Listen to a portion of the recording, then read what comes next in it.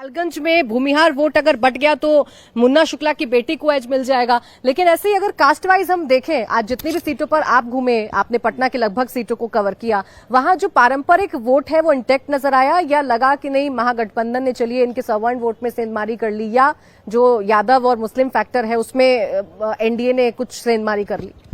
हाँ, मोटे तौर पर जो जिनका बेस वोट है वो अपनी जगह इंटैक्ट है। एनडीए का जो एक अपना बेस वोट है वो अपनी जगह दिखा, और जो महागठबंधन का है खासतौर से MY वो अपनी जगह दिखा। लेकिन इस बार तेजस्वी यादव ने MY में ऐड करने की कोशिश की।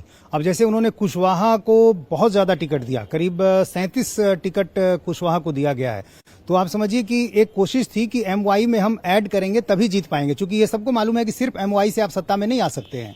इसी तरह भूमिहार वोटर, जो कि एक तरह से माना जाए कि एनडीए का कोर वोटर है, उसको उन्होंने 15 टिकट दिया है। तो यहां भी उनकी कोशिश थी कि MY में जैसे हम भूमिहार ऐड कर लेंगे तो इसका फायदा होगा। तो कहीं कहीं उनको कामयाबी मिली भी है। अब जैसे जो मुन्ना शुक्ला वाली सीट है, अब लोकसभा में मुन्ना शुक्ला खुद लड़े थे, भूमिहार भले वो जीते नहीं लेकिन भूमिहारों का वोट उनको मिल गया था। अब वही बेटी के साथ भी भूमिहारों का वोट उनको मिल रहा है। और इसी तरह आप इधर देखें, इधर एनडीए का जो वोट बैंक है, खासतौर से दानापुर का जिक्र कर रहे थे, वहां जो रामकृपाल यादव हैं बीजेपी से हैं, लेकिन यादव कोर वोट बैंक किसका है? महागठबंधन का, आरजेडी का। लेकिन यदि आप उसमें से 30% भी ले आए तो फिर एनडीए का बेस वोट और वो 30% यादव, ये मिलकर जो है एक विनिंग कॉम्बिनेशन बन जाता है। तो कोशिश तो हुई है, और यहां तक कि जनसुराज भी कई जगह नुकसान कर रहा है, और एनडीए को भी नुकसान कर रहा है, महागठबंधन को भी कर रहा है। लेकिन ज्यादा तौर पर यदि मैं कहूं तो एनडीए को नुकसान कर रहा है। अब जैसे पटना की कुम्हरार सीट का देख लें, वहां पर लंबे समय से बीजेपी कायस्थ जाति के उम्मीदवार को उतारती थी, कायस्थ की सीट ही मानी जाती थी। इस बार बीजेपी ने एक प्रयोग किया, कायस्थ को हटा दिया, वहां संजय गुप्ता को टिकट दे दिया। अब ऐसे में वहां के कायस्थ वोटर नाराज हो गए। वहां एक केसी सिन्हा है, मैथ के काफी जाने माने टीचर हैं, उनको उन्होंने उतार दिया जनसुराज ने।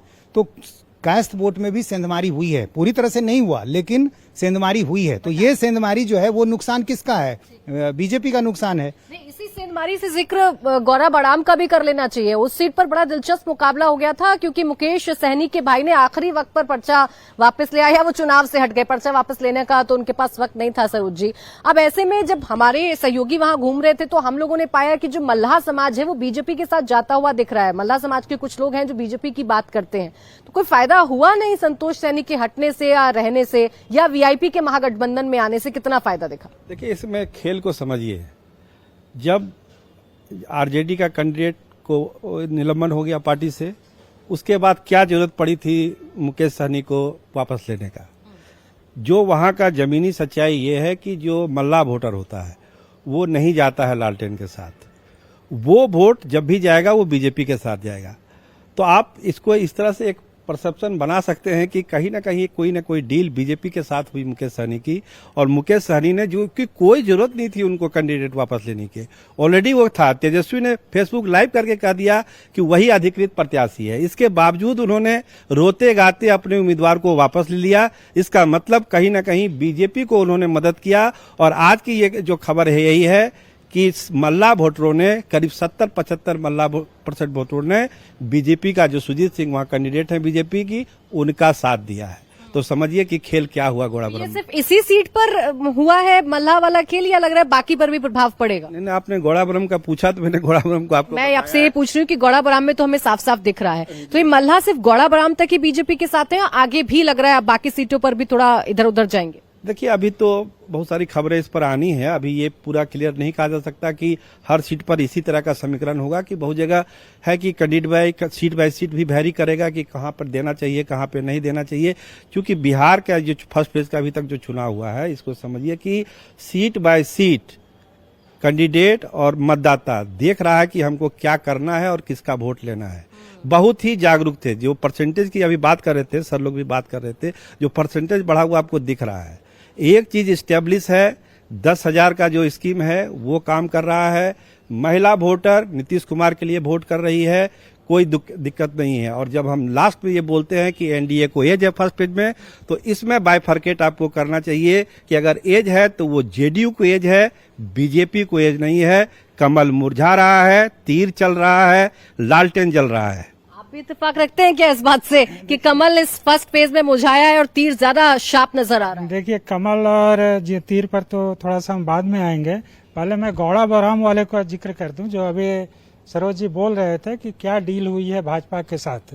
तो एक सीट को लेकर के कोई डील जैसी बात नहीं दिख रही है। जैसा कि हम जानते हैं कि वहां पर मल्लाह वोट जो है वो उनसे आरजेडी से थोड़ा सा डिटैच था, तो उनको लग गया था कि अगर हम सहनी के भाई को देंगे तो यहाँ पर ये सीट निश्चित रूप से हम लूज करेंगे।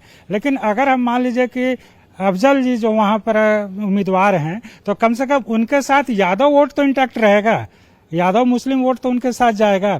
तो यह था कि जो जीत की संभावना थी वो अफजल में ही दिख रही थी, राजद उम्मीदवार में ही दिख रही थी। अब देखिए कि वहां पर एक बार हटाया गया, फिर रखा गया, फिर हटाया गया, तो ये एक कुल मिलाकर के बड़ा दिलचस्प मामला बनता है। दूसरी बात जो आप कह रहे हैं कि जैसे कमल मुरझा रहा है और जदयू आगे बढ़ रहा है, तो ये बात आ रही है कि कहीं, मतलब ये बात निश्चित रूप से है, कहीं ये बात नहीं आ रही है, निश्चित रूप से है कि जदयू की सीटें इस बार बढ़ती हुई दिख रही हैं। पिछली बार जहां वो 43 सीट पर सिमट गई थी, उसका फैक्टर दूसरे थे, चिराग पासवान थे, जो कि एक अलग तरीके से चुनाव लड़ रहे थे, अलग होकर के चुनाव लड़ रहे थे, और कई जगहों पर इस तरह से वोट काटे कि जदयू के उम्मीदवार हार गए।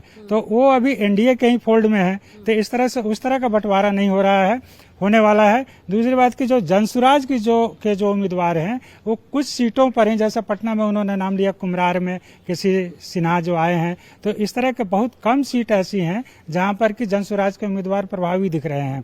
तो ऐसे 2-4 सीटों को छोड़ दें तो बाकी सीटों पर जो है वैसी स्थिति नहीं है। तो जदयू जो है मतलब पिछले बार से जरूर बेहतर प्रदर्शन करेगा, और अगर उसकी सीटें बढ़ेंगी तो हो सकता है कि भाजपा की सीटें कुछ कम है। लेकिन जैसा कि अभी श्रीकांत जी बता रहे थे शाहबाद क्षेत्र की बातें, तो वहां पर जो है 4 जिले हैं, रोहतास, बक्सर, कैमूर और भोजपुर। तो भोजपुर के 7 सीटों में से, भोजपुर जिले की 7 सीटों में से सिर्फ 2 सीटों पर भाजपा जीती थी, महागठबंधन जीता था। 3 जिले जो बक्सर, कैमूर और रोहतास में ये एनडीए का खाता भी नहीं खुला था जी। इस बार बढ़ा सकता है। इस बार जैसा कि ये बेहतर बताएंगे श्रीकांत जी, हमको जो सूचना मिली है कि बक्सर में एनडीए की सीटें, भाजपा की सीटें बढ़ती हुई दिख रही हैं। तो यह है कि कई जगहों पर कांटे की लड़ाई है। जैसे मान लीजिए कि वैशाली में अगर शिवानी शुक्ला एक मुकाबले में दमदार रोल निभा रही हैं, तो कई सीटों पर अगर एनडीए को एज मिल रहा है, तो वैसी कई सीटों पर जहां के पिछले बार महागठबंधन एनडीए हार गया था,